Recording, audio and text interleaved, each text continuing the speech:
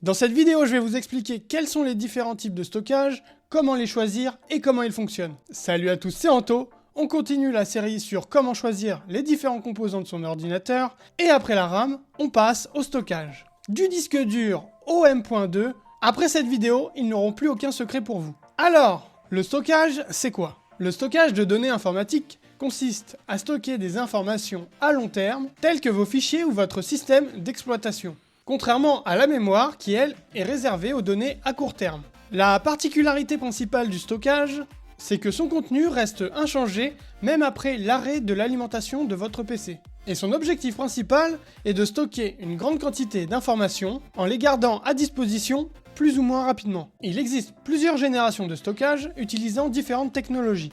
La première était sur des supports physiques utilisant des cartes ou des rubans perforés. La seconde utilisait des supports magnétiques comme la bande magnétique, la cassette, la disquette ou le disque dur. Puis sont arrivés les supports optiques tels que les CD, les DVD et les Blu-ray, et de nos jours la mémoire flash utilisée sur des clés USB, des cartes SD ou des SSD NVMe.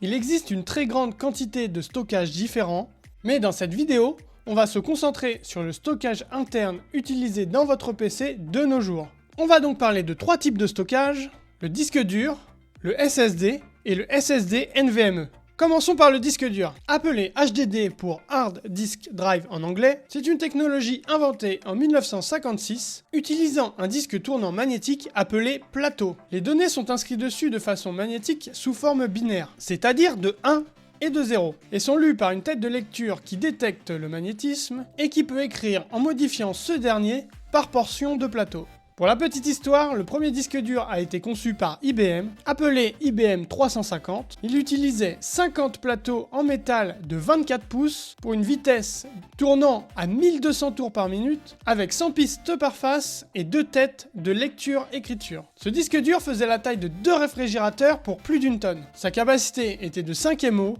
avec un débit de 8,8 kilo-octets par seconde. Ce qui était vraiment énorme et très rapide pour l'époque. Et tout ça pour la modique somme de 50 000 $, soit 10 000 $ par MO. La technologie ayant bien évolué, aujourd'hui on retrouve des HDD pouvant stocker de 500 gigaoctets jusqu'à 26 teraoctets. Et pour une vitesse de rotation comprise entre 3600 tours par minute jusqu'à 15 000 tours par minute. Tout ça avec des débits entre 30 et 150 MO par seconde et pour un prix commercial pour le grand public entre 20 et 200 €. Malgré son évolution, sa vitesse en lecture et en écriture reste largement inférieure à la mémoire flash utilisée dans les SSD. Mais le HDD reste toujours présent de nos jours grâce à sa capacité de stockage et son coût par gigaoctet. Il y a énormément de choses à dire sur les disques durs, mais je vais rester bref pour éviter de saturer votre propre mémoire. Je vais quand même vous parler de quelques détails bons à savoir pour votre choix lors de l'achat d'un HDD.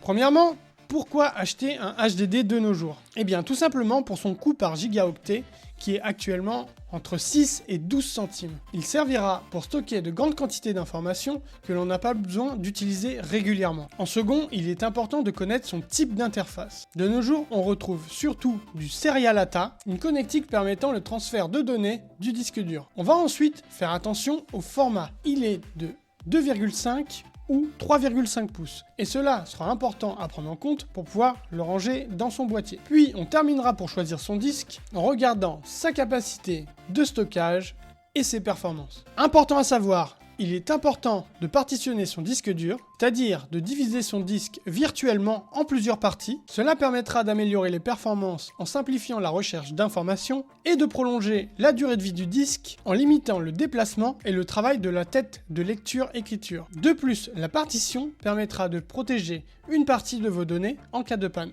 Bon, on va s'arrêter là pour le disque dur. Si vous avez des questions ou des informations complémentaires, n'hésitez pas à les rajouter en commentaire. Et on va maintenant passer au SSD. Alors le SSD, c'est quoi? Tout comme le HDD, le SSD est un type de stockage permettant de sauvegarder les données à long terme. Cependant, son fonctionnement est totalement différent. Cette fois-ci, c'est des composants électroniques qui vont stocker les données. C'est ce que l'on appelle la mémoire flash. L'avantage principal du SSD, c'est le débit de transfert des données qui est largement plus rapide que le HDD. Avec un accès aux données presque immédiat et un débit qui peut atteindre les 560 MO par seconde, les SSD sont environ 5 à 10 fois plus rapides que les disques durs. De plus, le risque de casse est beaucoup plus faible, car il n'y a pas d'éléments mobiles comme sur les HDD, ce qui lui permet d'avoir une meilleure fiabilité. Cependant, je parle bien de fiabilité et non pas de durée de vie, car le problème des SSD, c'est que les cellules qui enregistrent les données ont un nombre limité d'écritures. Il n'y a pas de risque de perte d'informations comme sur les HDD, car le contrôleur du SSD gère automatiquement ce problème. Mais cela signifie que petit à petit, que la capacité d'écriture du SSD va diminuer. Mais pas de panique, car sa durée de vie est quand même d'une dizaine d'années. Il existe deux formats principaux pour les SSD.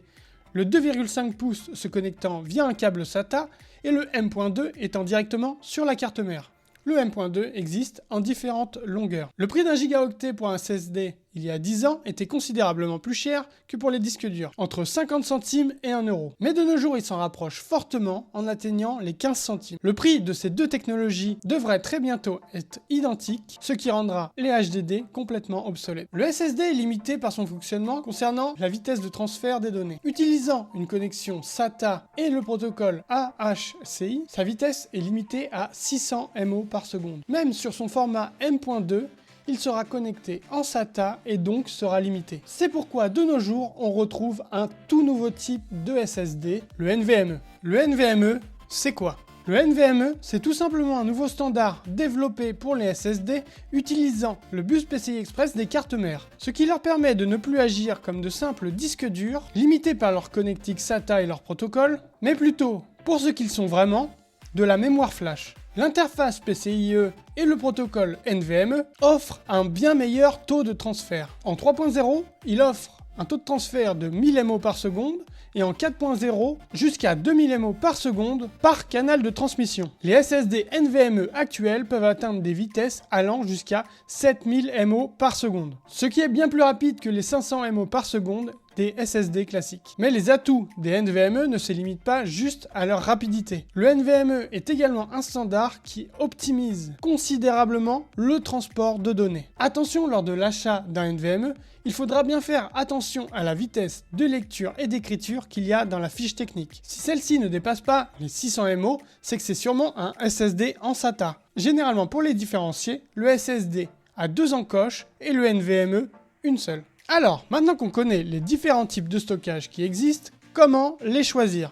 Bon, déjà, je pense que l'on est d'accord sur un point. Mis à part pour des besoins énormes de stockage, acheter un HDD ne sera pas une bonne idée. Il nous reste donc le SSD et le NVMe. On va d'abord commencer par regarder si notre carte mère dispose d'un ou plusieurs ports M.2. Si ce n'est pas le cas, pas besoin de se prendre la tête, on se dirige directement sur un SSD en 2,5 pouces. Si vraiment vous voulez du port M.2, il existe des cartes d'extension qui permettent de rajouter du stockage. Mais si l'on dispose directement d'un port M.2 sur sa carte mère, on aura beaucoup plus de choix. Et là, le choix dépendra de nos besoins. Il faut savoir que contrairement au passage du HDD au SSD, le ressenti au niveau de la performance entre le SSD et le NVMe n'est pas si grand. Le SSD étant déjà très rapide, vos temps de chargement sont très courts. La différence va surtout se ressentir lors de transferts de fichiers très volumineux. Donc si vous n'avez pas un besoin spécifique de transférer des fichiers de gros volume très rapidement,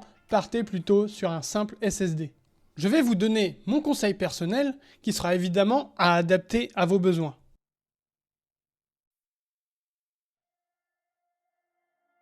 Rappelez-vous qu'un SSD va perdre petit à petit en capacité d'écriture. Il est donc parfaitement intéressant d'utiliser comme archive et d'utiliser au quotidien un stockage bien plus petit, donc moins cher car sa durée de vie va être beaucoup plus courte. Je partirai donc sur un NVMe extrêmement rapide, avec plus ou moins de capacité de stockage selon mes besoins, qui servira pour mon système d'exploitation, les logiciels et les fichiers que j'utilise au quotidien. Et pour le stockage d'archives, de photos, d'images ou de vidéos, je prendrai un SSD d'une bien meilleure capacité de stockage. Et voilà, c'est tout pour cette vidéo. Il reste tellement de choses à dire, mais j'ai préféré rester bref pour éviter une vidéo à rallonge. Si j'ai oublié des choses importantes, n'oubliez pas de les rajouter en commentaire. Je vous ai mis comme d'habitude des liens de stockage intéressants en description pour faciliter vos recherches. N'oubliez pas non plus le petit pouce bleu pour soutenir la chaîne et de vous abonner. plus on sera nombreux et plus l'algorithme YouTube arrêtera d'être capricieux sur le référencement. On est déjà plus de 100 en moins de 2 mois et pour ça, je vous remercie énormément. Pour la prochaine vidéo, on passera sur la carte graphique, donc activez la petite cloche si vous ne voulez pas rater la vidéo.